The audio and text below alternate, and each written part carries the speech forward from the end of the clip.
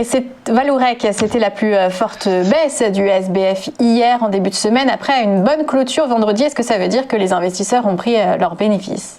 Alors il faut mettre un peu tout en perspective sur Vallourec. C'est un titre qui a une volatilité particulièrement forte. Donc effectivement, une baisse de 8%, ça paraît énorme quand c'est sur Air Liquide qui est plutôt lente.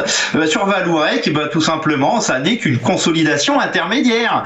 C'est ça qui est assez dingue sur le titre, c'est qu'on a vraiment eu une impulsion particulièrement violente jusqu'à la résistance à 33,60, une phase de consolidation assez ample qui a permis de définir un canal descendant vers le support à 21,80 et puis depuis le début du mois de février une accélération très très nette avec un quasi doublement de la valeur en l'espace d'un mois. Donc corrigé de 8% sur le titre graphiquement, en fait ça se voit à peine.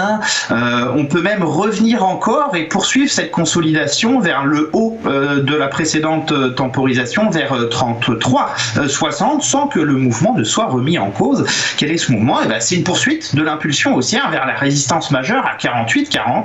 Donc on surveille effectivement toute consolidation un peu plus prononcée de Vallourec entre 33,60 et 29,64 pour éventuellement reparticiper à une phase d'impulsion haussière à venir. Alors, attention par contre, c'est que les stops sur Vallourec, il faut prendre en compte la volatilité intrinsèque du titre. Ils sont forcément assez éloignés.